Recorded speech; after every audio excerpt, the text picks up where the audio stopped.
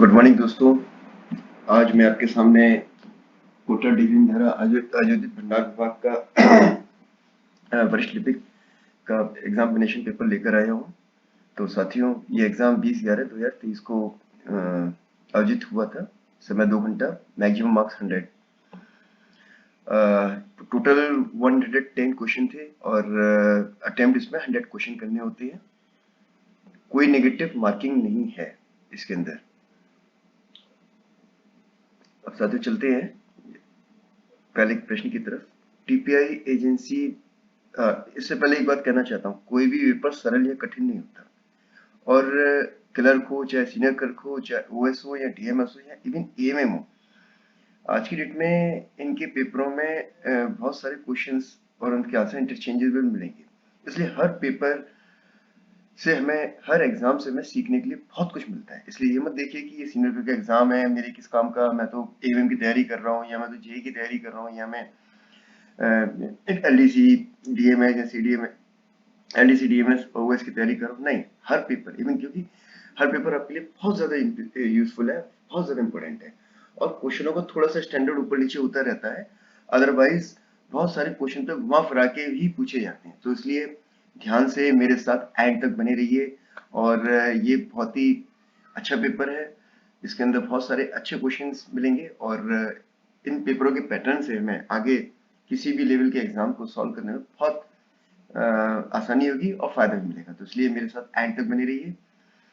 तो first question, TPI agency द्वारा समान रूप से पूर्ण निरीक्षण किए जाने वाले आदेश खरीद की न्यूनतम सीमा क्या है? मॉडल एसओपी 2008 के अनुसार ये सीमा अपनी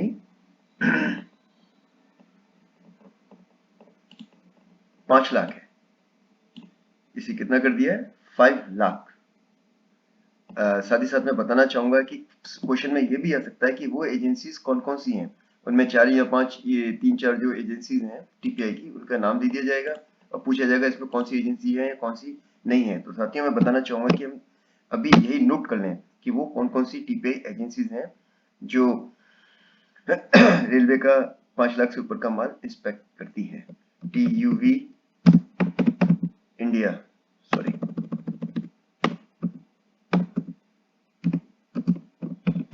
पहली है TUV India, Bureau Veritas India. Short में नाम लिख रहा हूँ, पूरा नाम नहीं लिख रहा हूँ मैं, क्योंकि समय कम है और हमें डिटेल में पेपर सॉल्व करना है। तीसरा है राइट्स और चौथा है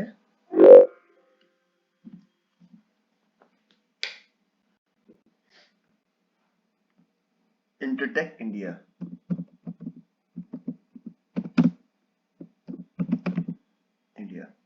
तो ये 4 हैं। राइट्स इसमें बहुत पहले से इंस्पेक्शन अपने करते आई है। टीयूवी, ब्यूरो वर्टिस, इंटरटेक, ये 3 फर्में बढ़ाई हुई हैं। क्वेश्चन नंबर 2 की तरफ चलते हैं। किस मूल्य से अधिक गैर सुरक्षा मदों के लिए सभी खरीद आदेश के लिए वित्त जांच आवश्यक है? जी हाँ, बिल्कुल सही पूछा है। इसकी जो वैल्यू है वो है अपनी 8 लाख। 8 लाख से ऊपर के जितने भी पीओज हैं उनकी अकाउंट से वेटिंग करने के लिए भेजते हैं। और अगर हम बात करें कि वहीं अगर ये सेफ्टी आइटम है, तो सेफ्टी आइटम के लिए ये लिमिट हो जाती है 15 लाख। चलो बता ही देता हूँ ये। और सेफ्टी आइटम्स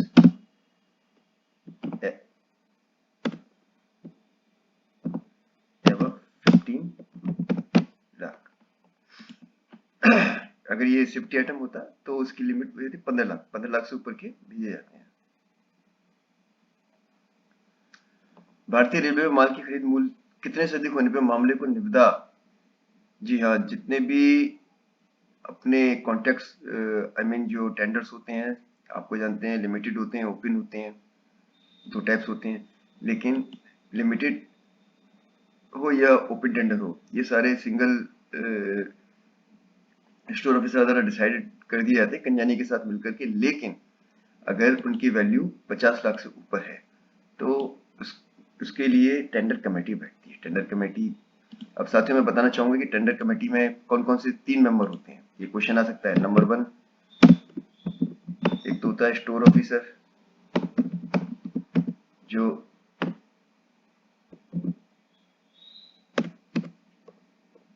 दूसरा होता है अकाउंट से होता है, और तीसरा होता है कंजाइनी से, जो यूजर डिपार्टमेंट है अपना, कंजाइनी कह सकते हैं या डिपार्टमेंट से होता है। तो इस तरह से टेंडर कमेटी में 3 मेंबर होते हैं। find odd man out from the following. Okay, तो निम्नलिखित कौन बेजोड़ का पता लगाना है। सिंगल टेंडर आपने देखा होगा, राइट। लिमिटेड टेंडर भी आपने देखा है, ओपन टेंडर का भी नाम सुना है, बट ये लीगल टेंडर बिल्कुल बेजोड़ है। Legal tender is not the tender. आपने निविदा प्रक्रिया में भाग लेने में अपनी ईमानदारी में रुचि दिखने के लिए निविदाओं को प्रस्तुत करने के लिए निविदाकर्ता द्वारा जमा की जाने वाली राशि को क्या कहा जाता है? इसको कहा जाता है ईएमडी। एसडी नहीं, एसडी तो after placement of purchase order. EMD होता है कि वो वाकई में टेंडर जो फाइल करने जा रहा है उसमें इंटरेस्टेड है, या ऐसे ही टाइम पास करने के लिए या अधिक परेशान करने के लिए भर रहा है। सपोज अगर हम ईएमडी नहीं लेंगे तो मैं भी कोई भी वक्त टेंडर निकला है मान लीजिए बिल्डिंग बनाने का, और मैं उनको परेशान करने के लिए, मेरा क्योंकि 1 रुपया तो खर्च भी नहीं रहा है, नहीं मेरी जेब से 1 रुपया जा रहा है, तो क्या करूंगा, मैं भी भर दूंगा। मैं भी क्या, सड़क पे चलता हुआ आदमी भी भर देगा। 50 करोड़ का टेंडर है और उसके लिए कम से कम मान लीजिए अंदाज से 10 लाख भरना पड़े, तो क्या मैं उसको भर पाऊंगा? नहीं भर पाऊंगा, क्योंकि पहले मुझे इस फॉर्म की अनेस्ट यानी रुचि दिखाने के लिए 10 लाख होना चाहिए, मेरी हैसियत भी होनी चाहिए, है ना। कल कोई भिखारी भी टेंडर भर देगा अगर हम ये ईएमडी नहीं लेंगे तो। क्यों भर दिया? मेरा मन कर रहा था कि टेंडर में मिलता है कि नहीं मिलता है, तो इसलिए ईएमडी उनसे ली जाती है। और अगर ईएमडी फॉरफिट हो जाती है, अगर वो as per stipulated in contract उसको फॉलोअप नहीं करते हैं, तो उनकी ईएमडी क्या करता है, फॉरफिट कर देते हैं। उसके बाद फिर एसडी होती है। जब उनको पीओ प्लेस हो जाता है, कॉन्ट्रैक्ट प्लेस हो जाता है, उसके बाद एसडी और ईपीवीजी हम लेते हैं। एक पीएल संख्या में मुख्य समूह के जिससे आइटम से संबंधित है किसके द्वारा दर्शाया जाता है? तो ये बहुत ही सरल क्वेश्चन है, आप लोग सभी जानते हैं कि जो पहले मुख्य समूह जिससे आइटम है किसके द्वारा देता है, पीएल संख्या में, यानी कि जिससे मेन ग्रुप जो होते हैं वो किससे आता है, फर्स्ट टू डिजिट। थर्ड और फोर्थ में होता है सब group, right. TOR, turnover ratio, ये बिल्कुल सही है। टीओआर का पूरा नाम। आईएसए स्टैंड फॉर, आईएसए का पूर्ण रूप क्या है? जो लोग स्टोर डिपार्टमेंट में काम करते हैं, खासतौर से जिन्होंने वार्ड में काम किया है, वो देखते होंगे कि उनके यहाँ हर महीने आईएसए आता है। वो क्या करता है, मटेरियल चेक करने के लिए और अकाउंटिंग चेक करने के लिए, उसके बाद वो स्टॉक शीट वेरीफाई करते हैं वो। तो उनका काम क्या होता है, एबीसी कैटेगरी के आइटमों को रूटीन चेक करना। इसकी full form inspector of stores accounts. Next question की तरफ आते हैं। बी श्रेणी के वस्तुओं के स्टॉक सत्यापन की आवृत्ति क्या है? देखिए, बी कैटेगरी का तो 1 साल है, एक का है 6 मंथ, ए कैटेगरी का 6 मंथ, बी कैटेगरी का 1 साल और सी कैटेगरी का 2 साल। और डी और सारे आंसर इसमें दिए हुए हैं। एक्चुअली ये यहाँ लिखा जाए बी, और बी का बी से सिलेक्ट करना है। It is just by chance, by coincidence की answer is given here and very smart person can recognize it. A category का 6 मंथ, बी का 1, सी का 2। Okay, we go to the next. I must stand for, every store user knows the full form of IMMS। पहले इसका नाम MMIS था, पहले इसका नाम था मटेरियल मैनेजमेंट इंफॉर्मेशन सिस्टम। इसके बाद क्या कर दिया, इसको इंटीग्रेट कर दिया, यानी मिक्स कर दिया, उसी से सारे काम होने लगे, तो उसका नाम कर दिया इंटीग्रेटेड मटेरियल मैनेजमेंट सिस्टम। पहले क्या था इसका नाम? MMIS, material management information system. इसके बाद क्या कर दिया? IMS, integrated material management system. Next question, ये SF11 और SF5 बहुत फेमस प्रचलित फॉर्म्स हैं और सबको याद होता है, और अधिकारी कर्मचारी एक दूसरे को डराने के लिए कहते हैं मैं तो ये SF5 देता हूँ या SF11 देता हूँ या SF5 देता हूँ या SF11 देता हूँ। तो SF11 में 11 ज्यादा है तो माइनर पेनल्टी, यहाँ उल्टा है, अगर अंक ज्यादा है तो माइनर पेनल्टी और अंक कम है तो मेजर पेनल्टी हो जाती है। SF5 मेजर पेनल्टी है और SF11 आपकी माइनर पेनल्टी है। DNR 1968 के अनुसार कौन सा बड़ा जुर्माना नहीं है? देखिए इन तीनों केसों में हम देखेंगे धन्यवाद, सेवानिवृत्ति, सेवा से हटाना, सेवा से बर्खास्त, तीनों में ही नौकरी से हटाया जा रहा है, तो ये तीनों की तीनों बड़े जुर्माने हैं। लेकिन पास पीटीओ अगर हम रोकते हैं किसी का तो क्या हो रहा है उसमें कि हम उसे नौकरी से नहीं निकाल रहे हैं, बस कुछ टाइम के लिए उसका पास पीटीओ को रोका हुआ है। तो उसका आंसर डी होगा। वेर इज रेल स्प्रिंग कारखाना RSK? एक बार मैं कहाँ है? यलहंका, रायबरेली, ग्वालियर, पटियाला। बिल्कुल इसका ग्वालियर है, और ग्वालियर में ये कहां पर है? TH Sithauli, 12.8 kilometre far from Gwalior railway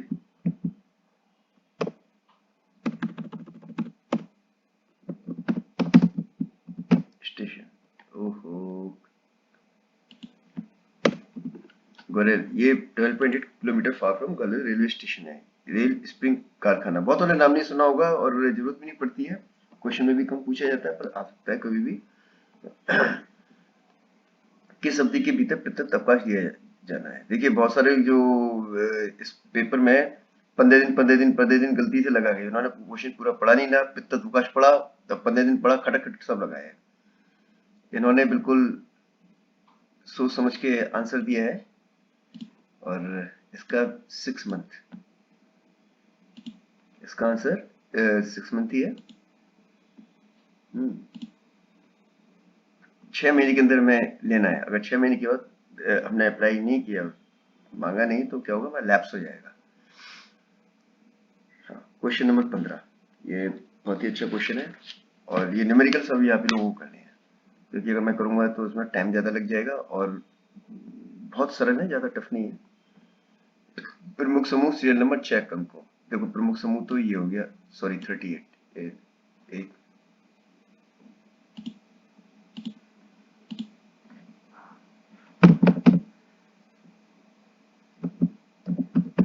man group हो गया इसका 38, राइट।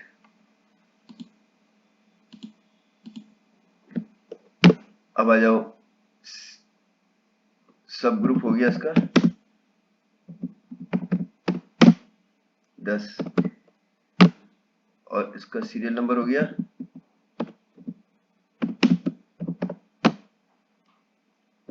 632, और चेक डिजिट हो गया इसका 2। तो प्रमुख समूह सीरियल नंबर चेक डिजिट अंक को बी और सी द्वारा निरूपित 2A। तो ये जो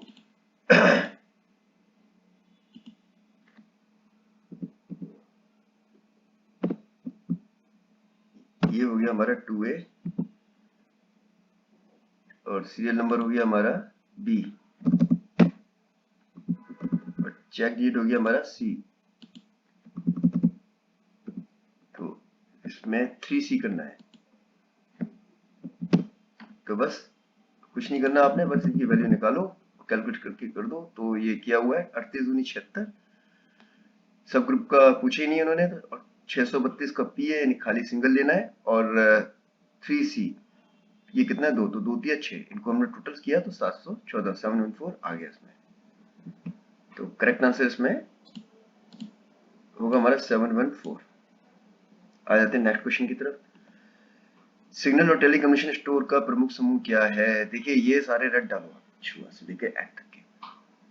अगर आप कहो तो मैं यहाँ एक बना के आपको शॉर्ट में दिखा भी देता हूँ, बता भी देता हूँ कि मेन ग्रुप कौन कौन से हैं। हाँ, थोड़ा सा हल्की हल अगर कोई चीज नहीं हो जाती है तो बड़ा अच्छा भी लगता है।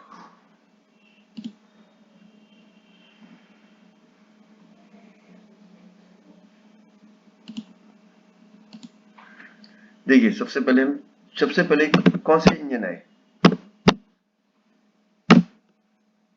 स्टीम। तो स्टीम के लोकस पेयर्स हो गए 0 से 09 में। इसके बाद कौन से आए बताइए, आप सोचो। डीजल। पेट्रोल के नहीं है, पेट्रोल कहीं नहीं है। डीजल, लोको, स्पेयर्स। इसके बाद कौन से है? हाँ, बिल्कुल आप सही सोच रहे हो। इसके बाद इलेक्ट्रिक स्पेयर्स से, राइट।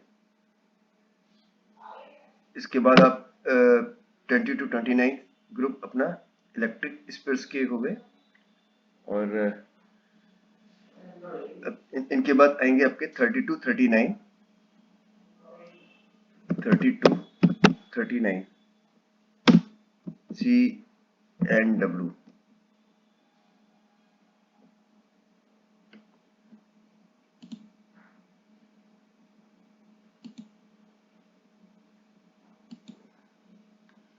इसके बाद आएंगे सी एंड डब्ल्यू,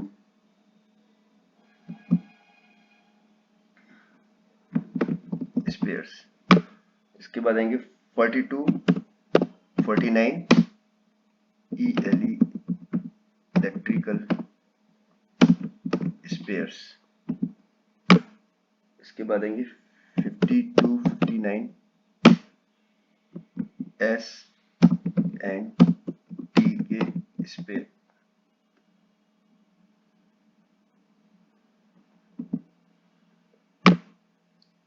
इसके बाद 62 69 इंजीनियरिंग एंड पीवे स्पेयर्स हो गए आपके। इसके बाद जाओ 72 99 हमारे सारे के सारे जनरल स्टोर हैं, जिसमें स्टेशनरीज है, पेंट, ब्रश,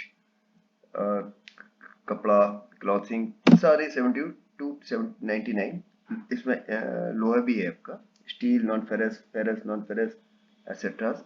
ये सारे जनरल स्टोर्स आ जाते हैं।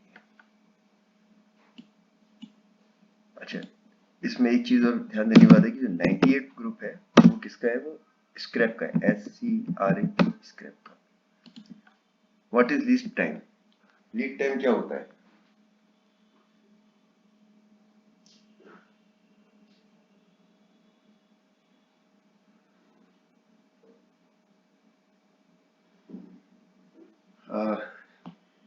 जब भी लीड टाइम शुरू से लेके एंड तक का शॉर्ट में बताऊं तो आपको, यानी कि जब हमने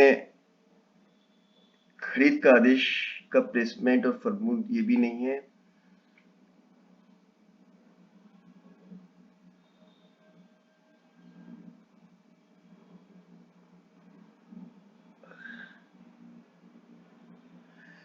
मांग के प्लेसमेंट और उसके खिलाफ आपूर्ति की प्राप्ति के बीच का समय है, यानी शुरू से लेके एंड तक। वो क्या होता है? Lead time.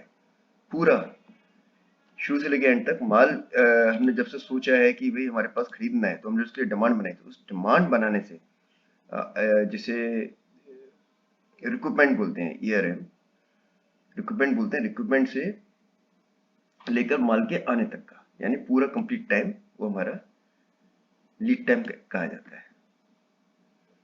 आई पास, सभी की सैलरी आई पास से बनती है, सभी लोग अच्छी तरह जानते हैं इनको कि आई पास क्या होता है। लेकिन है ना, देखिए अकाउंट्स बनाता है हमारी सैलरी, तो उसमें अकाउंट्स शब्द आना चाहिए। अकाउंट्स इन दो में आ रहा है। अब आता है कि इंटीग्रेट पेमेंट, खाली हमें पेमेंट नहीं करता, बहुत कुछ करता है ये। सैलरी का और उनका हिसाब किताब भी रखता है, आपकी LEP का भी रखता है, HLEP का भी रखता है, छुट्टियों का रखता है। तो ये आंसर, करेक्ट आंसर होगा integrated payroll and accounting system. हाँ साथियों, मैं जैसा कि अभी मेरे एक साथी ने जैम के ऊपर वीडियो बनाने के लिए बोला था कि जैम से संबंधित क्वेश्चंस आज की डेट में बहुत आ रहे हैं, चाहे वो MM का एग्जाम हो या क्लर्क का हो या सीनियर क्लर्क का हो। तो इसके क्वेश्चंस के बारे में मैं एक सेपरेट वीडियो बनाऊंगा जिसमें जैम से संबंधित सारे question, all the possible questions मैं इसमें इंक्लूड करूंगा। तो जैम के माध्यम से खरीद जीएफआर 2017 के किस नियम धारा नियंत्रित है? तो ये याद कर लीजिए 149। अभी ये जीएफआर 149 में बहुत सारे मॉडिफिकेशन किए गए, चेंज किए गए हैं, जो मैं आगे आने वाले समय में आपको बताऊंगा। What is interim period? Interim period क्या होता है? जैसे कि अभी लीड टाइम मैंने बताया था, ठीक है, कि डिमांड के प्लेसमेंट से लेकर मटेरियल आने तक का टाइम जो है लीड टाइम कहा जाता है। ऐसे ही जो the time interval between the date fixed for sending the equipment and the beginning of the contract period, यानी जो कॉन्ट्रैक्ट पीरियड है, यानी कि हमें जिस तारीख से माल यूज करना है, जिसको सीपी यूज करना है, उस ड्यूरेशन को हम आईपी बोलते हैं, इंटरिम पीरियड बोलते हैं।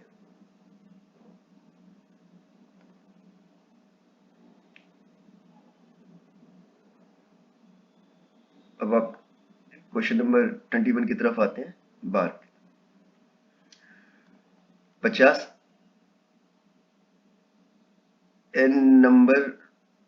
नंबर स्टॉक वाली एक वस्तु का बार 1650 है। देखिए, बार का मतलब होता है बुक एवरेज रेट। बार का मतलब क्या होता है? बुक एवरेज रेट 1650 है। यदि 20 संख्या प्राप्त हो जाती है तो उन्हें 1900 रुपए प्रति यूनिट मूल्य के साथ स्टॉक में ले लिया जाता है। तो आइटम का नया बार क्या है? तो इसमें क्या है, इनका वेटेड एवरेज प्रोसेस पर ये सारा काम करता है। अब मान लीजिए 50 नंबर का है, 50 नंबर का है और उसका रेट कितना है? 1650 है। तो ये कितना हो गया हमारा? 82,500। अब आज इधर ये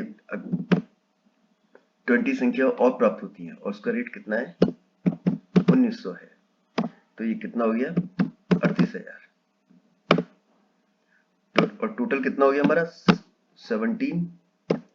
अब 70 की जो वैल्यू है वो टोटल कितनी होगी? 70 मतलब 1,20,500। अब 17 आइटम की होगी 1,20,500। तो एक की बीआर हमारी क्या हो गई? 120,500 divided by 70, which will equal to 40। Hence तो हमारा आंसर इसमें हो जाएगा 1721 रुपये 42 पैसे। बहुत सरल क्वेश्चन है। पीएल नंबर की चेक अंक क्या होगा? उप समूह 2 मुख्य समूह 0 में सीरियल नंबर 181 पे दिखाई दे रहा है। चेक ये मॉड्यूल्स 11 भी बोलते हैं। होता क्या है इसमें? पीएल में 1 2 1 2 3 4 5 6 7 तक मल्टीप्लाई करते हुए हम एंड तक आते हैं, और जो आता है उसमें 11 का भाग देते हैं, और 11 का भाग देने पर जो रिमाइंडर बचता है दैट इज हमारा चेक होता है। ये आप लोगों को खुद करना है, बहुत सरल है। आप लोगों को सेम करके और मुझे कमेंट बॉक्स में इसका आंसर देना है। जब पूर्व निरीक्षण सामग्री को अस्वीकार कर दिया जाता है तो संयुक्त निरीक्षण किसके द्वारा बुलाया जाता है? संयुक्त निरीक्षण यानी joint inspection. Joint inspection supplier के द्वारा नहीं बुलाया जाता। देखिए, इस क्वेश्चन का आंसर थोड़ा सा मुझे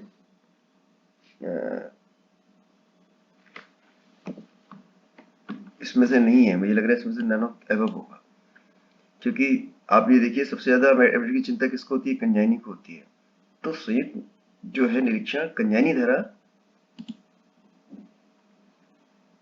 हेल्ड किया जाता है, वही इसको कन्वेन करता है। तो इसका आंसर नन ऑफ एबव होगा। सप्लायर नहीं करता है, इंस्पेक्शन एजेंसी को कोई मतलब नहीं है, बायर खरीदार भी नहीं करता है। इसको कौन करता है? कंजाइनी। तो इसका आंसर होगा none of above. IRS condition 24। इसमें क्या था कि आईआरएस कंडीशन में पहले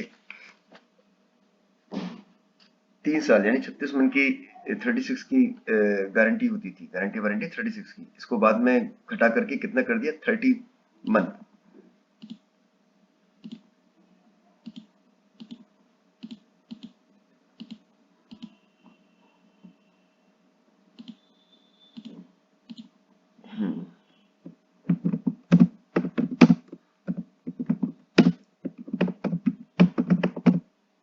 condition warranty equal to 30 months, कितनी रहेगी 30 महीने रहेगी as per as condition warranty. तो 30 महीने के हिसाब से आप लगा लीजिए कितना हो गया 23 और 3 साल के 26, 26 में से 6 कम कर दो तो 7 में से 6 गए 1, 23 3 6, तो ये होगी अपनी ये वाली, ये this is our answer correct, this is, ये हमारा करेक्ट आंसर हो गया 20 1 26। 3 अलग अलग मेक ब्रांड की तुलना करके जैम में L1 खरीद की सीमा क्या है?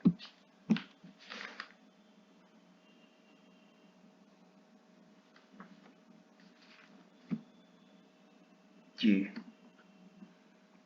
3 अलग मेक ब्रांड करके जैम में खरीद की सीमा क्या है? जी है, ये है 5 लाख। विद कंपैरिजन हम लोग अप टू कितना खरीद सकते हैं? 5 लाख तक का खरीद सकते हैं।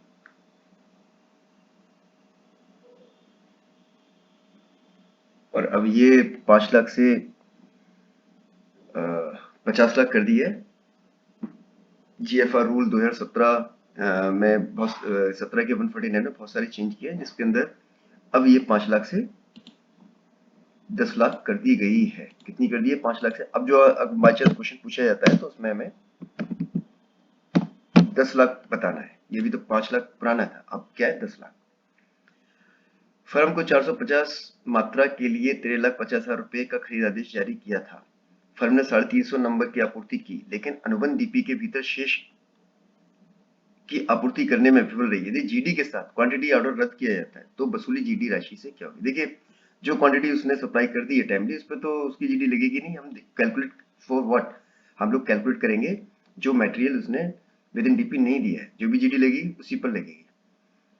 तो आइए सबसे पहले हमको करना क्या है, हमें रेट पता करना है कि एक आइटम कितने का है, तभी हम देखें। देखिए 450 में से 350 दे दी, यानी कितनी नहीं दी उसने? 100 नहीं दी। अच्छा, एक का प्राइस कितना है? 13,50,000 डिवाइडेड बाय 450, तो कितना आएगा? आप लोग भी कैलकुलेट कीजिए और बताइए। तो ये हो गया बराबर 3,000। ठीक है, 4 3 12 12। अब आ जाओ, 3,000 है, एक का प्राइस कितनी उसने नहीं दी? 100, तो जो भी जीडी लेगी 100 पर, 100 गुणा 3,000 बराबर कितना हो गया? 3 लाख। और जीडी जो लगेगी कितनी लगेगी? 10%। 10% कितना हो गया? 3 लाख का 30,000। तो अवर करेक्ट आंसर शुड बी 30,000। हमारा करेक्ट आंसर क्या होगा इसमें? 30,000 होगा इसका। चलते हैं नेक्स्ट क्वेश्चन की तरफ। ई डिस्पैच नोट कौन और किस पोर्टल का उपयोग करके करता है? देखिए, पहली बात तो जो माल भेज रहा है वही डिस्पैच करेगा, और डिस्पैचर कौन है? सप्लायर। तो हमारा एक आंसर यहाँ तो सप्लायर इस जगह लिखा है और सप्लायर इस जगह लिखा है, तो इन दोनों में से कोई एक आंसर है, बी या सी। अब दूसरी बात, किस पोर्टल यूज होता है? IMS जो है ना, वो एक पब्लिक सॉफ्टवेयर नहीं है, ये specially for only railway employees के लिए, रेलवे वर्किंग के लिए IMS है। ठीक है, जो IRPS है ये एक वेंडर, इसके अंदर प्रोफाइल है, तो वेंडर जो भी इंटरेक्ट करता है वो IRPS के थ्रू करता है, तो इसका करेक्ट आंसर होगा सप्लायर IRPS के थ्रू। वेयर इज को लोकेटेड? एक बार हम जब संगम नहाने जा रहे थे इलाहाबाद, तो मुझे एक रेलवे वाले भाई साहब बैठे थे, तो उन्होंने मुझसे एक क्वेश्चन पूछा कि ये कोर कहाँ पर है? तो तो पहले तो मैं समझ में नहीं आया बोला जहाँ आप संगम नहाने जा रहे हो, तब से मुझे याद है कि कोर, ये फुल फॉर्म पहले पता होनी चाहिए हमें, कोर है क्या।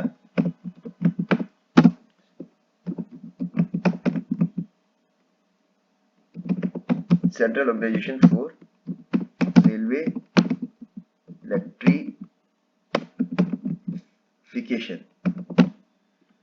तो कोर जो है इसका ऑफिस प्रयागराज में है। फुल फॉर्म ऑफ एमएससीपी, ये लगभग सभी को, बहुत सारे क्वेश्चन है, लगभग सभी को आता होगा। पहली बात तो ये मॉडिफाइड एश्योर्ड, ये तो सभी को पता है, कैरियर तक सब लोग पहुंच जाते हैं, लेकिन प्रोग्रेसिव है या प्रोग्रेशन है, इनमें से आखिर है क्या। तो लोग, ज्यादातर लोग गलती से क्या कर जाते हैं, modified assured career progressive.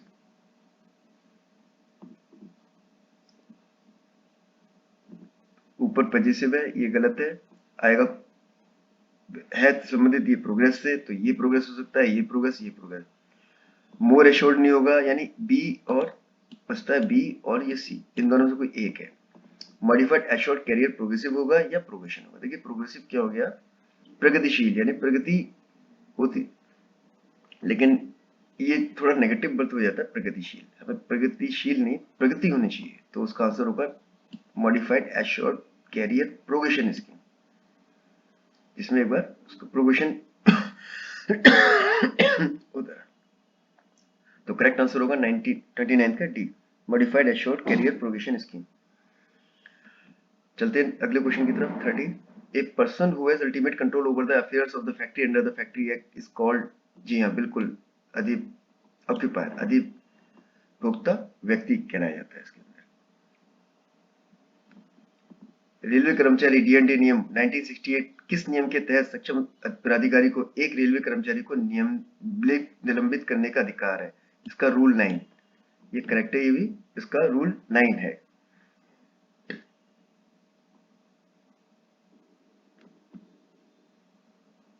Child care leave can not be granted for less, अभी तक क्या था, 15 दिन, 15 दिन से कम के लिए हम चाइल्ड केयर लीव किसी को नहीं दे सकते हैं, लेकिन अब जो एक नया लेटर आ गया है उसके तहत हम 5 डेज की जो लीव है वो भी दे सकते हैं,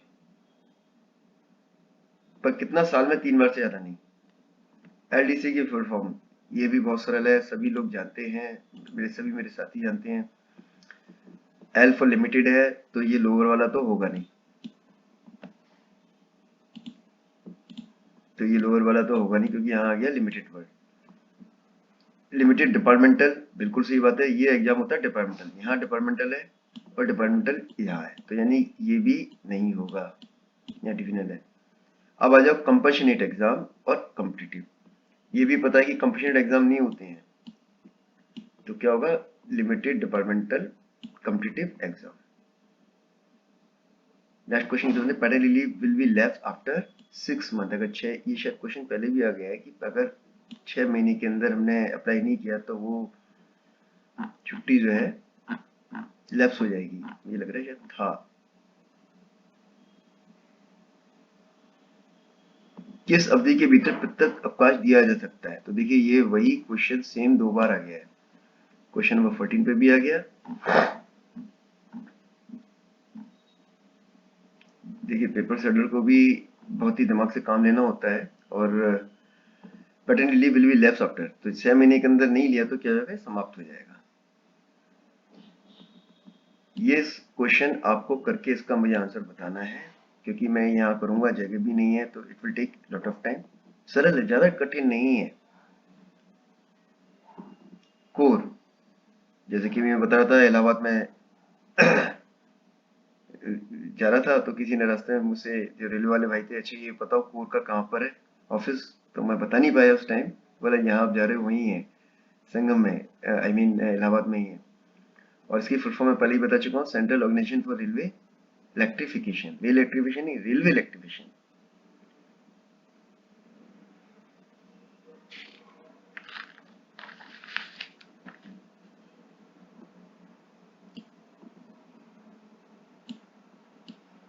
अब चलते हैं नेक्स्ट क्वेश्चन की तरफ।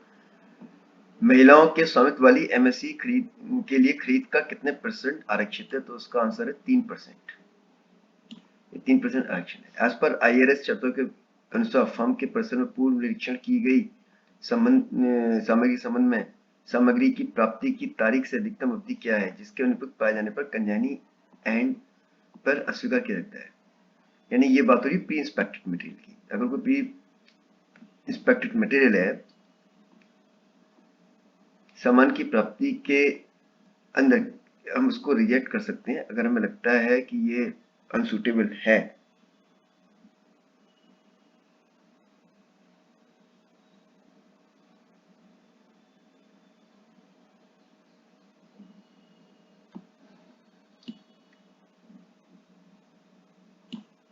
नब्बे दिन 90 डेज, हम 90 दिन तक अनुपयुक्त पाए जाने पर उसको अस्वीकार कर सकते हैं, रिएक्ट कर सकते हैं मटेरियल। स्टॉक शीट, हाँ मैं वार्ड में था, अक्सर स्टॉक वेरीफायर आते थे तो मैं देखता था कि वो कार्ड कोड 45 खोलते थे वेरिफिकेशन के लिए। तो उसका करेक्ट आंसर होगा स्टॉक सत्यापन शीट के लिए कार्ड कोड है 41। हाँ देखिए टीपीआई की बात कर रहा था और देखो टीपीआई से संबंधित क्वेश्चन आ गया। और अब तो ये सब लोग देखिए ये भी क्वेश्चन आपका एक तरह से ये कह सकते हैं रिपीट हो गया है। कैसे रिपीट हो गया है अभी हम बताते हैं। यहाँ आ गया, नहीं रिपीट नहीं हुआ है। इसी संबंध में मैंने बताया था कि शायद इससे मिलता जुलता क्वेश्चन आ सकता है और ये यहाँ आ भी गया।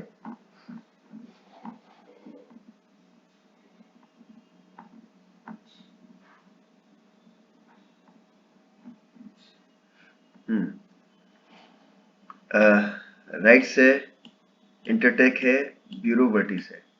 अच्छा एक बार और बताना चाहूंगा, जो टीपीआई एजेंसी वाला जो काम जो दिया हुआ है वो किसको दिया है? वेस्टर्न रेलवे को दिया है। ये काम उन्होंने किसको दिया है? इसके लिए, और ये जो सारा की सारा इंगेजमेंट है केवल अभी 3 साल के लिए है। 3 साल के बाद ये कंपनियों का परसेंटेज चेंज हो सकता है, कंपनी चेंज हो सकती है, इंस्पेक्शन एजेंसी चेंज हो सकती हैं। What does the first 4 digit in the tender number represent if the demand is authorized to headquarter? अगर हम जब डिमांड ऑथराइज के लिए करते हैं तो फर्स्ट 4 डिजिट के अंक क्या दर्शाते हैं? तो इसका करेक्ट आंसर है ईयर ऑफ टेंडर। तो क्या क्या दर्शाते हैं? ईयर ऑफ टेंडर, टेंडर का वर्ष दर्शाते हैं।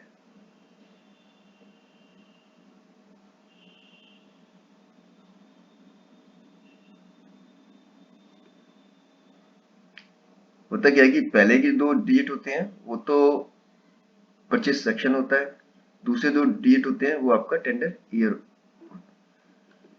स्टॉक आइटम की मांग संख्या इतने, यदि डिपो कोड मांग का वर्ष, उत्पादन मांग का ABC है, ये भी आप लोग बता दोगे, बहुत सरल है। ये भी आप लोग सॉल्व कीजिए और कमेंट बॉक्स में इसका आंसर दीजिए। ये 32 है, ये क्या है अपना परचेज सेक्शन कोड। 19 जो है ये हो गया मंथ। चलो एक मिनट, चलो मैं थोड़ा सा हिंट दे देता हूँ। इस डिमांड में 32 हो गया आपका परचेज सेक्शन, 19 हो गया ईयर हो गया, 12 हो गया आपका मंथ, 230 हो गया आपका नंबर,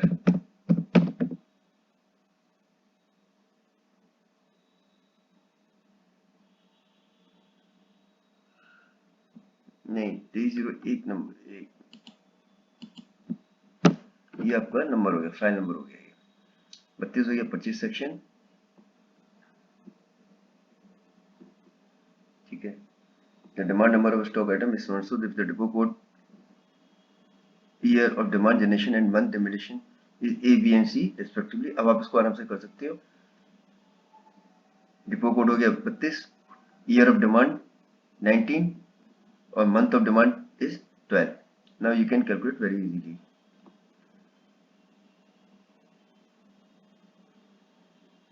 अब आते हैं क्वेश्चन नंबर 43 की तरफ। 3 लाख से कम के बेचे गए स्क्रैप लॉट के लिए शेष बिक्री मूल्यांकन के भुगतान के लिए अनुमेय खाली समय क्या है?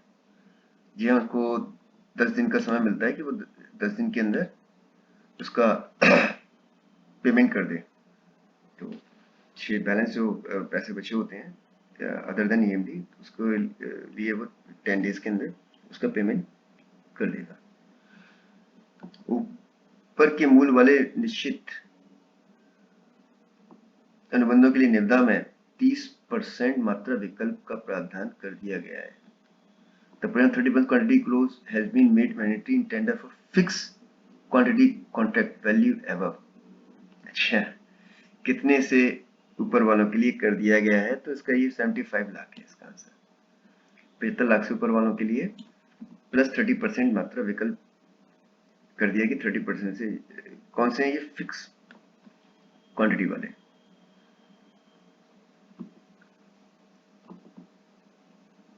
मतलब 30% एक्स्ट्रा तक मटेरियल ले सकते हैं अगर किसी टेंडर की हमने कॉन्ट्रैक्ट किया हुआ है 75 लाख तक है। बहुत सारी कंपनियों के साथ हम लोग करते रहते हैं ये। तो हमने 30% क्यों किया है कि हमें द्वारा रेट कॉन्ट्रैक्ट बढ़ाना ना पड़े, और यहाँ द्वारा हम जो है जो अप्रत्याशित डिमांड्स हैं उनको पूरी करने के लिए। तो 30% हम मान के चलते हैं कि 30% हमारा एक्स्ट्रा कंजम्पशन हो सकता है, एक्स्ट्रा डिमांड हमारी आ सकती है। तो इसलिए मैं 75 लाख से ऊपर, क्योंकि बहुत हाई वैल्यू है आइटम्स हैं, हाई वैल्यू ये परचेज ऑर्डर्स हैं, हाई वैल्यू कॉन्ट्रैक्ट्स हैं। तो 45 delivery challan for 95% against inspection certificate issued by all these delivery challan are issued by the depot officer, चाहे वो 95% का हो, चाहे 100 का हो, चाहे कोई सा भी हो। एक स्टोर डिपो ने एबीसी विधि पर वर्गीकृत स्टॉक 670 संख्या है जिसके आधार पर औसत मौद्रिक 60.5 करोड़ है। सामग्री के एबीसी वर्गीकरण के आधार पर जिस डिपो में ए श्रेणी की वस्तुओं का न्यूनतम संख्या क्या है? तो मैं आपको पहले एक बहुत अच्छी इसमें बताना चाहता हूँ। एक मोटा मोटा हिसाब लगाइए। ए कैटेगरी का कोई आइटम है तो उसकी वैल्यू या पहले क्वांटिटी मान लीजिए उसकी ज्यादा नहीं होती, 10% होती है, लेकिन वैल्यू उसकी कितनी होगी? 70%। ऐसे ही बी कैटेगरी का है तो उसकी वैल्यू कितनी होगी, सॉरी क्वांटिटी होगी 20% और उसकी वैल्यू भी कितनी होगी टोटल का 20%। ऐसे ही सी कैटेगरी का आइटम है तो उसकी जो क्वांटिटी है सबसे ज्यादा होगी सी की, लेकिन वैल्यू उसकी कितनी होगी? 10%। ये एक मोटा मोटा अंदाजा है। अब यहाँ क्वेश्चन है हमारे पास, डिपो ए में श्रेणी की वस्तु की न्यूनतम संख्या क्या है? तो ए कैटेगरी का कितना हो गया? 10%। तो 67 का 10% कितना होगा? 67। तो 67 के आसपास कौन सी है इसमें? ये वाली है, तो इसका आंसर होगा 66। अब आते हैं नेक्स्ट क्वेश्चन की तरफ। उपरोक्त प्रश्न में पूछे गए अनुसार डिपो की 20 श्रेणी की वस्तुओं का वार्षिक मौद्रिक मूल्य संभवतः क्या हो सकता है? जी हाँ, बी का क्या बताया था? 20% क्वांटिटी, 20% वैल्यू। तो 67 का 20% कितना होता है? लगभग 13 करोड़, 13.25 करोड़। तो इसके पॉसिबल वैल्यू संभवतः क्या हो सकता है, क्योंकि करेक्ट नहीं है, संभवतः है, तो संभवतः कितना हो सकता है? 12 करोड़।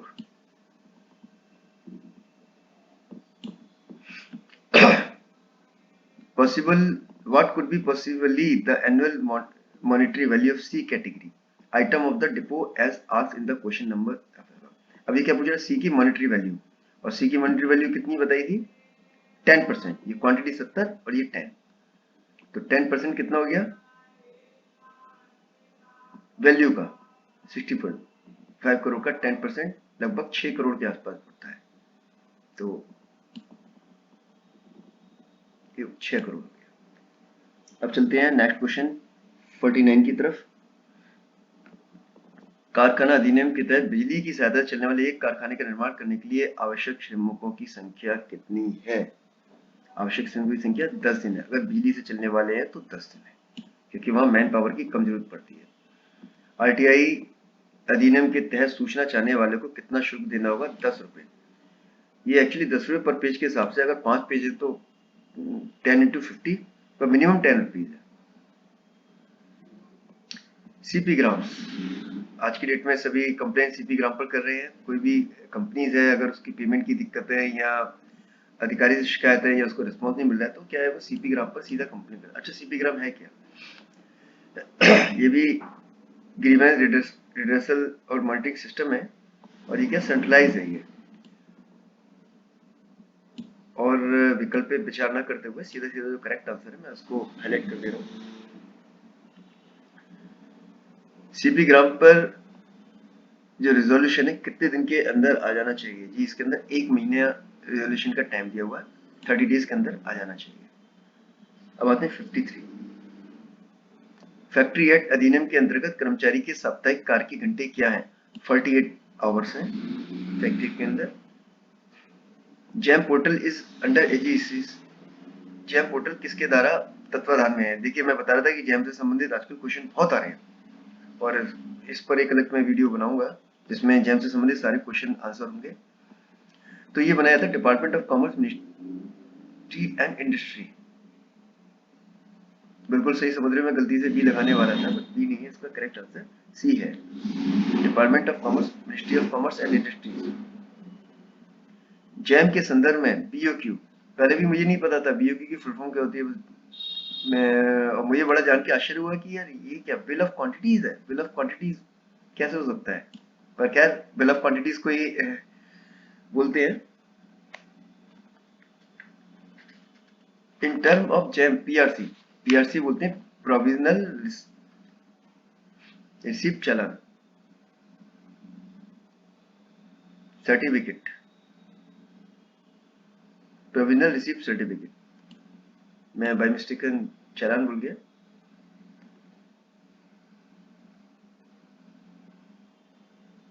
ये पहले पीआरसी जनरेट होती है जैम के, इसके बाद हमें सीआरएसी जनरेट करनी होती है, कंजानी रिसीप्ट एंड एक्सेप्टेंस सर्टिफिकेट। जब कंजानी इंस्पेक्शन मटेरियल पास हो जाता है तब सीआरएसी जनरेट की जाती है, और सीआरटी होगी कंजानी receipt and acceptance certificate.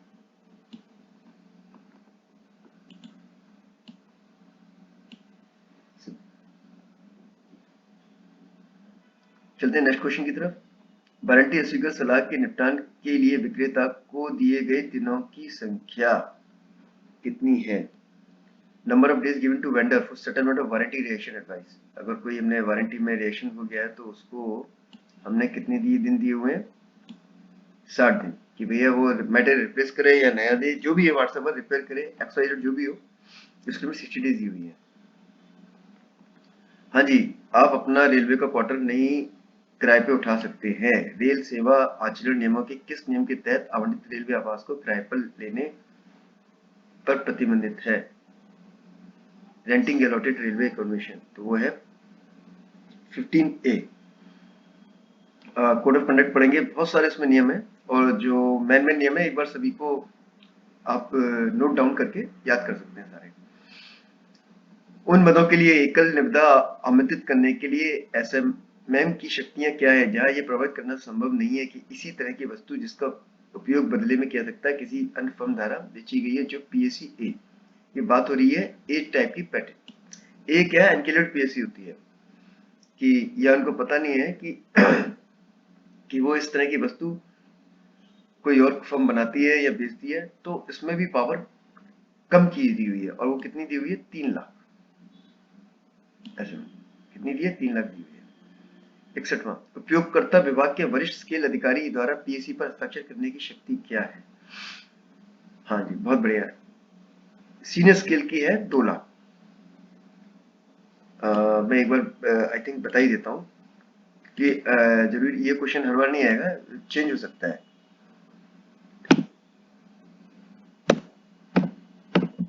Up to 75,000 ये करता है जीएस।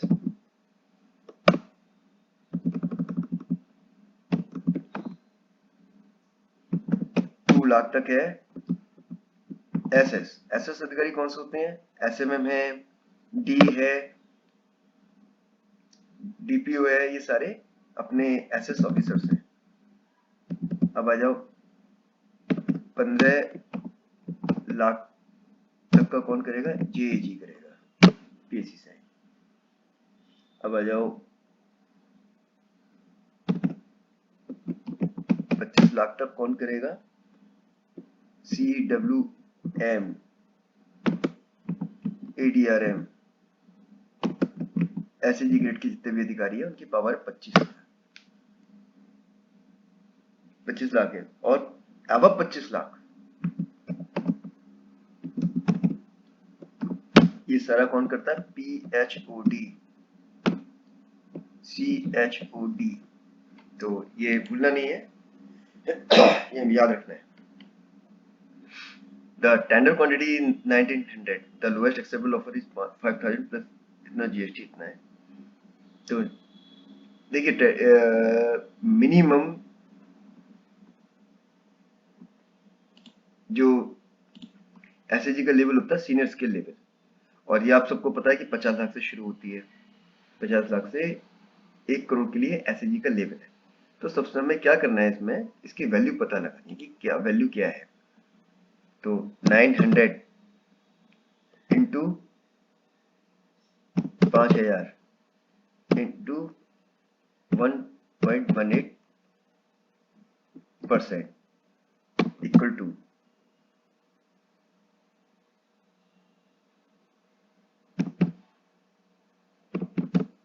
50।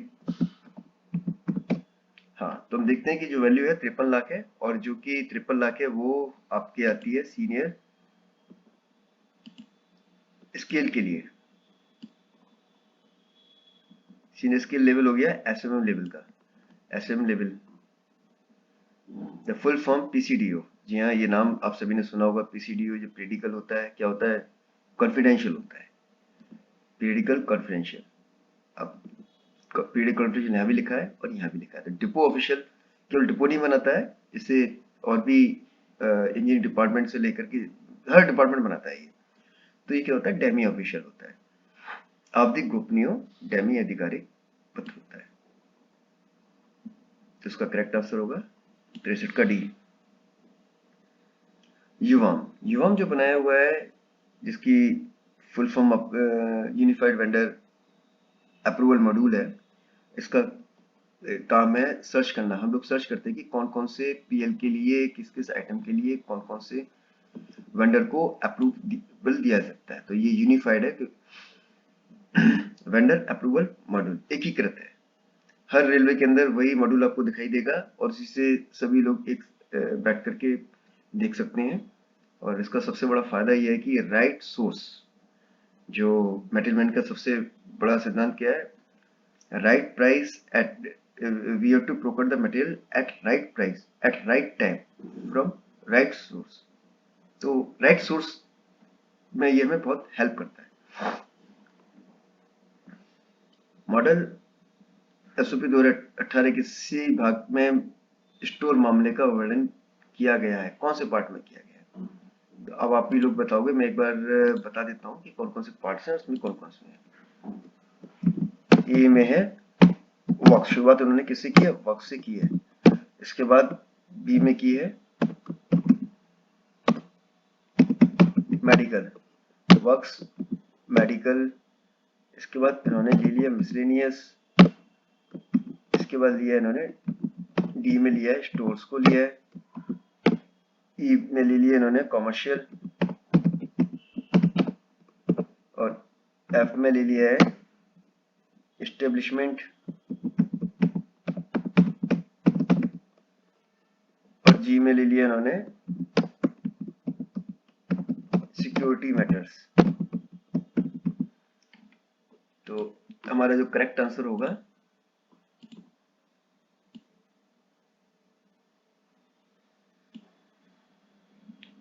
ये पार्ट डी, भाग डी। डिपो वर्ल्ड के डेट स्टॉक इन्वेंट्री की बही खाता रखने के लिए किस पोर्टल का उपयोग किया जाता है? जी यूडीएम किया जाता है, इसके लिए मैं यूडीएम का यूज करते हैं।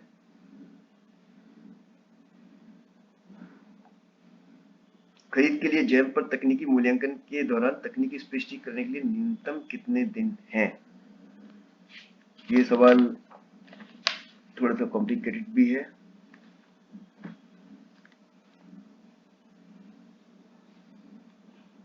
कई जगह 2 दिन लिखा हुआ है, कई जगह 3 दिन लिखा हुआ है। तो मैंने भी ज्यादा इस पर R&D नहीं की है।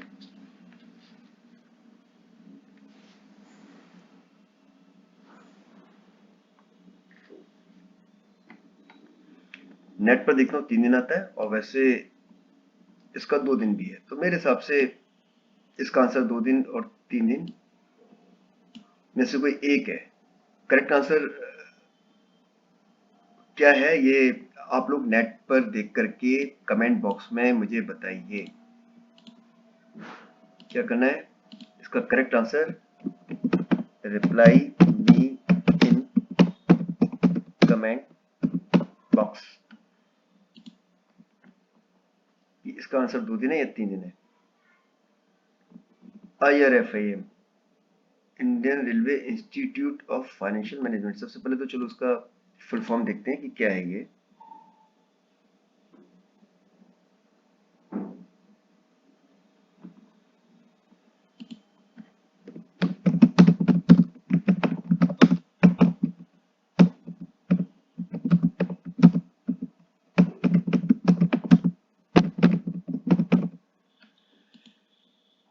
जी हाँ, एक S&T वालों का ऑफिस सिकंदराबाद है, और इसके साथ इनका भी सिकंदराबाद ही है।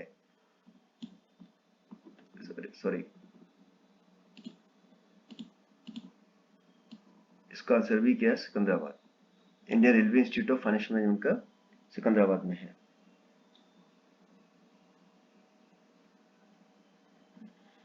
अब आते हैं नेक्स्ट क्वेश्चन की तरफ। निम्नलिखित में किस मामले में पीओ प्री चेक की आवश्यकता होती है? देखिए,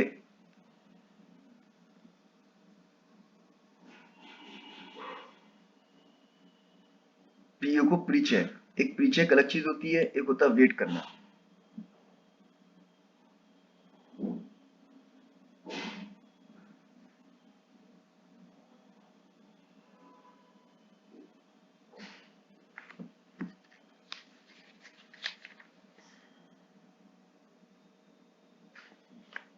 माफी चाहूंगा, प्री चेक और वेटिंग में अंतर होता है। कोई भी हम जब पीओ बनाते हैं, एक वेट करना होता है, एक होता है प्री चेक। प्री चेक हम कराते हैं कि कोई गलतियां तो नहीं है उसके अंदर, या हम कुछ उसकी गलत तो नहीं कर रहे हैं। वेट करना एक अलग चीज होती है। तो PO value more than 50 lakh, जितने भी 50 लाख से ऊपर के हैं,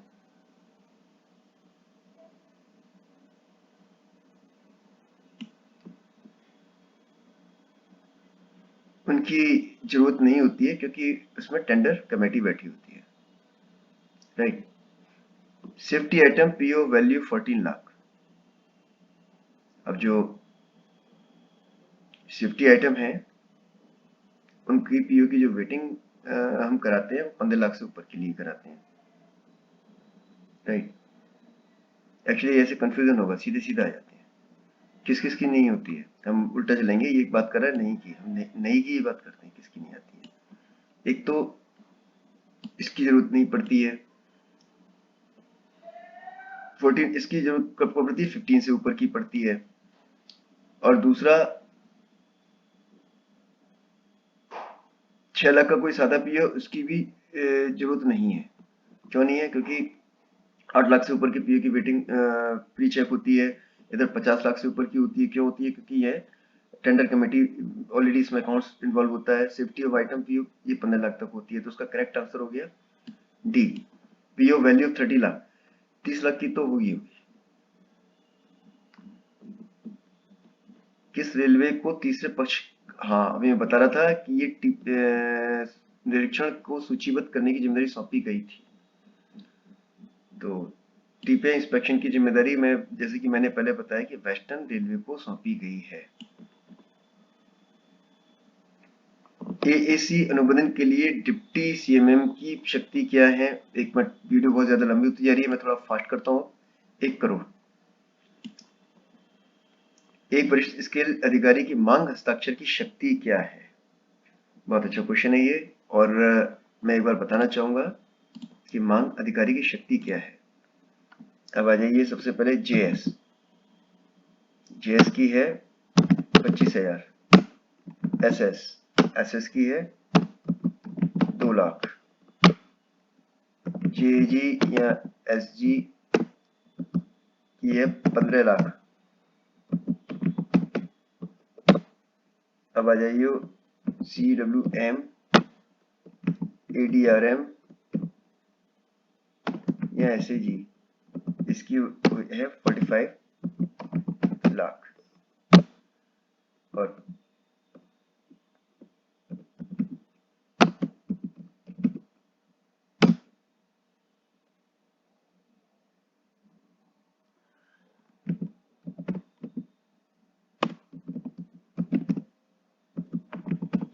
अब 40 लाख। तो यहाँ हमसे पूछा है कि एक वरिष्ठ स्केल के अधिकारी की मांग की हस्ताक्षर शक्ति की सीमा क्या है? वरिष्ठ स्केल यानी सीनियर स्केल, इसकी होगी कितनी?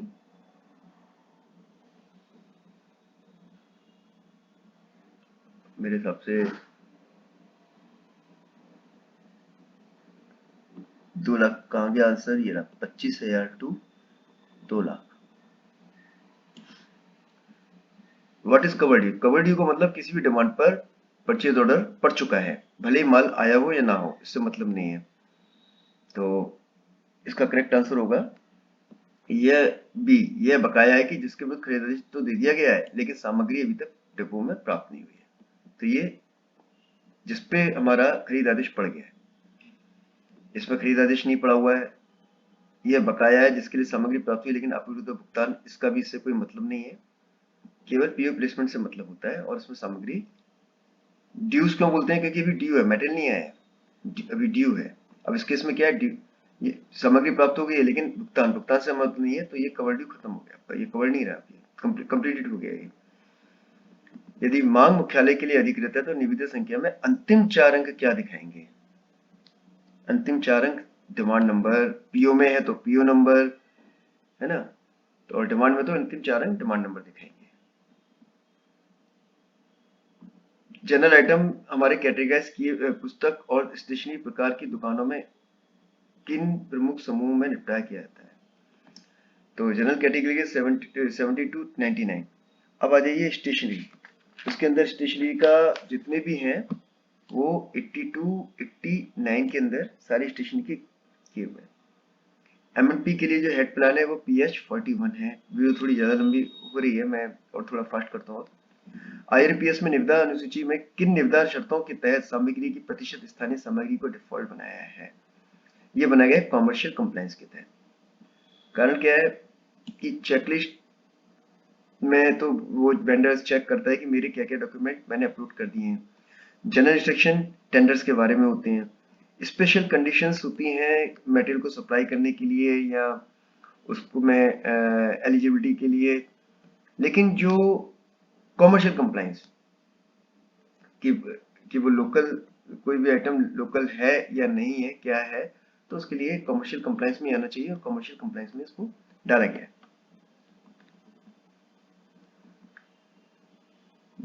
यदि केंद्र सरकार के कर्मचारी की मूल वेतन और सेवा नकदी को 40% की डीए के हिसाब से 25,600 उसके अवकाश खाते में 240 है, उसे अवकाश नकदीकरण ग्रेच्युटी की प्राप्त कुल राशि क्या है? ये क्वेश्चन भी आप लोग सॉल्व करके मुझे बताओगे। बहुत सरल है, बहुत आसान है, ज्यादा कठिन नहीं है। Who is the secretary of PNM at division level? देखिए, मैन होता है चेयरमैन, और पीएनएम में चेयरमैन कौन होते हैं?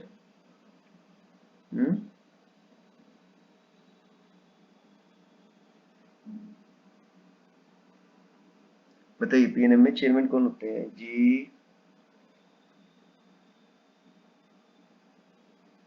That answer 79। Let me check. वैसे तो मेरे हिसाब से सीनियर डीपीओ उसने सही लगाया है और सीनियर डीपीओ ही होना चाहिए।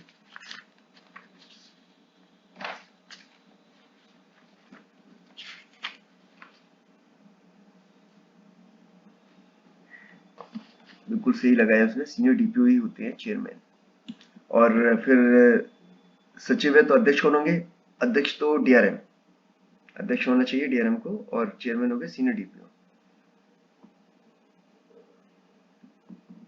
ये भी बहुत सरल क्वेश्चन है, ये भी आप लोग सोल्व करके आंसर कमेंट बॉक्स में मुझे बताइए। Paint x epoxy primer item की वारंटी क्या है? ये सारे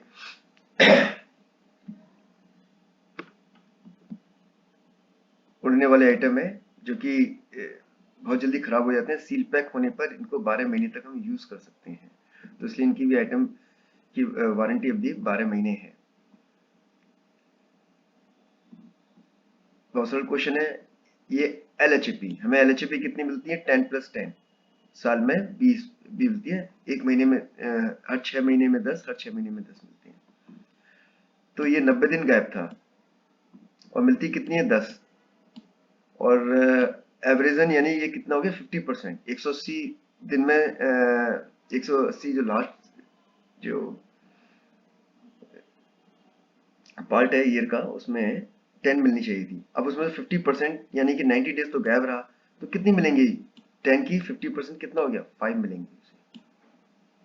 एक कर्मचारी की 230 एलएपी इसके अकाउंट में है, सुपरनेशन पे ड्यू हो गया। If no LAP is left by the employ in between, then what is the balance LAP remains. ये भी बहुत सरल है। आप लोग 230 है, कितना है? 31/8 के बाद होना है, कितना टाइम बचा? लगा लीजिए 7 और 8, 2 महीने हो गए। और एक महीने में कितनी मिलती है? 2.5 यानी 2.5, तो 2 महीने कितनी हुई? 5। तो 230 से कितनी होगी इसकी?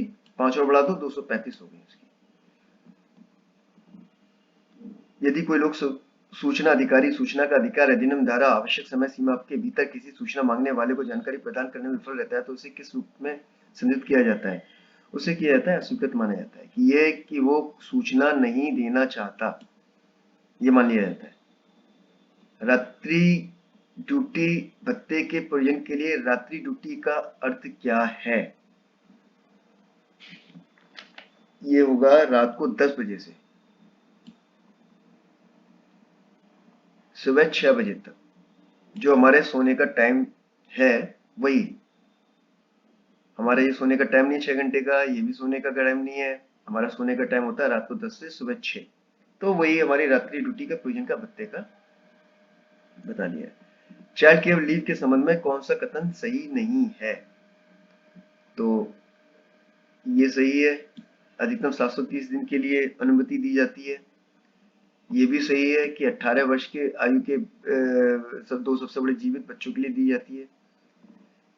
इट में भी granted for minimum of 10 days पे, ये एक बार में कम से कम 10 दिनों के लिए दिया जा सकता है। ये बिल्कुल गलत सेंटेंस है। ए separate leave account will be maintain for CCL, right किया जाता है, तो ये गलत है कि ये एक बार में कम से कम 10 दिन के लिए दी जा सकती है। अब जो कर दिया है, ये कम से कम कितना दिन कर दिया? 5 दिन कर दिया है, 5 दिन के लिए दी जा सकती है, पहले 15 दिन था।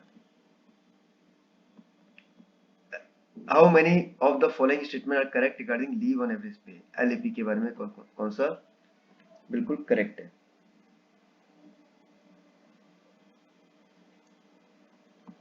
एलएपी को अधिकतम 365 के लिए जमा किया जा सकता है, बिल्कुल गलत।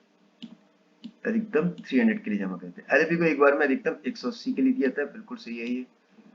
हर साल 1 जनवरी और 1 जुलाई को रेलवे के कर्मचारी खाते में 15-15 दिन जमा की जाती है, बिल्कुल सही की जाती है, राइट। तो इसमें से आएगा ओनली 2 आर करेक्ट, इनमें से 2 सेंटेंस सही है।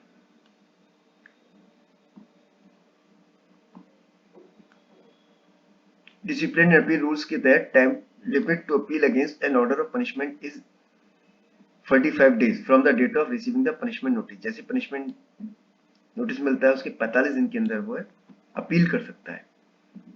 एक्स पार्टी इंक्वायरी कब होती है? जब कोई पार्टी अनुपस्थित हो, बिना उस पार्टी की उपस्थिति के जो उपस्थित हुआ है उसके फेवर में कर दिया जाए, उसको बोलते हैं एक्स पार्टी डिसीजन। तो inquiry conduct in the absence of, तो वर्ड है एक्स पार्टी से एब्सेंस आ गया, तो एब्सेंस यही लिखा हुआ है, मल्टीपल नहीं है, एक्सटर्नल नहीं है, तो कर्मचारी की अनुपस्थिति में हुई जांच।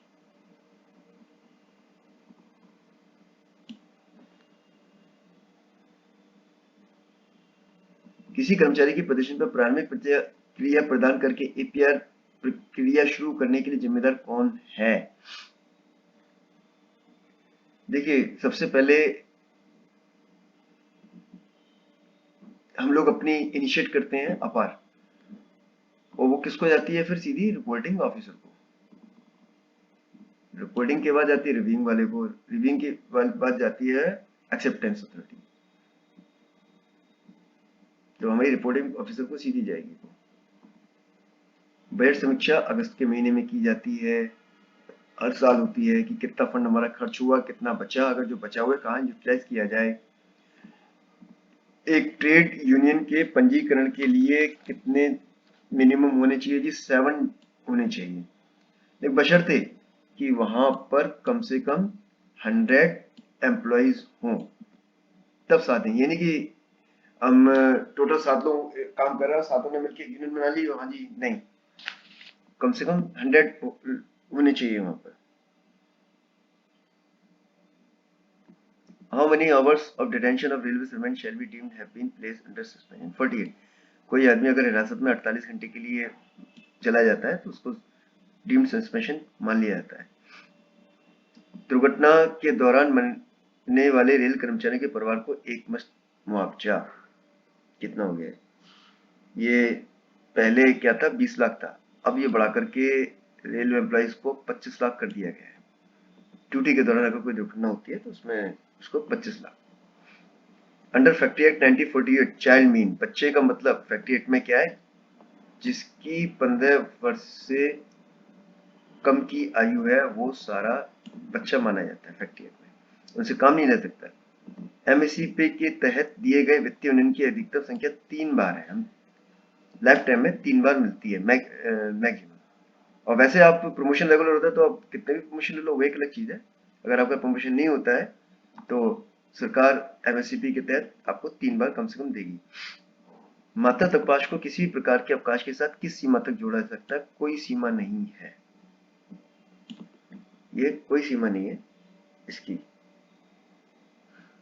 Compulsory casual leave can be avail by minister staff within a period of, ये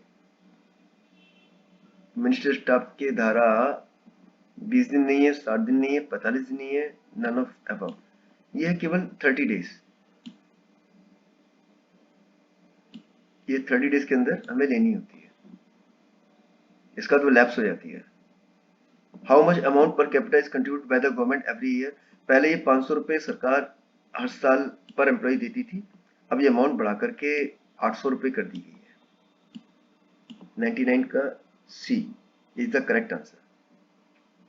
आरटीआई अधिनियम के तहत सीपीआईओ पर अधिकतम कितना जुर्माना लगा सकता है? 25,000 करेक्ट आंसर है, हम अधिकतम 25,000 रुपए जुर्माना लगा सकते हैं उस पे। राजभाषा अधिनियम 1963 के अनुसार संसदीय राजभाषा में कितने सदस्य होते हैं? 30 सदस्य होते हैं, जिसमें 10 लोकसभा से और 10 राज्यसभा से।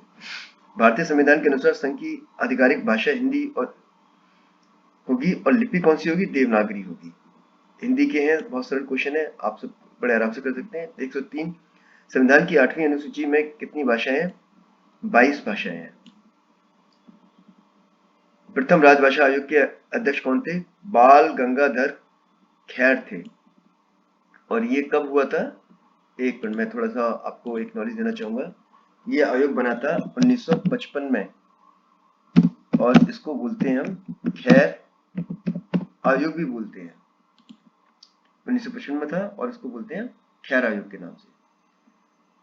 अनुसूची में कौन सी आधिकारिक भाषा से संबंधित है? 8वीं अनुसूची में क्या कई संशोधन होते रहे हैं।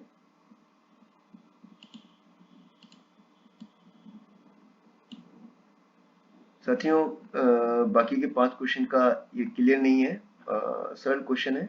हिंदी दिवस कब मनाया जाता है? 24 सितंबर को। अब ये नहीं पता 24 सितंबर ये लिखा है, और किस अनुच्छेद में निर्देश नहीं, साफ नहीं आ रहा। नहीं, साफ नहीं दिखाई। चलो अब मैं अपना वीडियो यहीं बंद करता हूँ। 5 क्वेश्चन रह गए हैं, हिंदी के हैं, आसान है, आप लोग कर लोगे। और उम्मीद करता हूँ कि मेरा ये वीडियो आप लोगों को पसंद आया होगा। और आप मुझे कमेंट बॉक्स में मोटिवेट कीजिए, कमेंट कीजिए, लाइक कीजिए, सब्सक्राइब कीजिए, शेयर कीजिए। और मैं कैसे और अपनी वीडियोस को इम्प्रूव करूं, मुझे आप सजेस्ट इसमें मुझे सलाह दीजिए। आपकी मुझे वैल्यूबल एडवाइस, वैल्यूबल सजेशन का इंतजार रहेगा। इसी के साथ have a nice day. Thank you being with me for 1.15 hour. Thank you.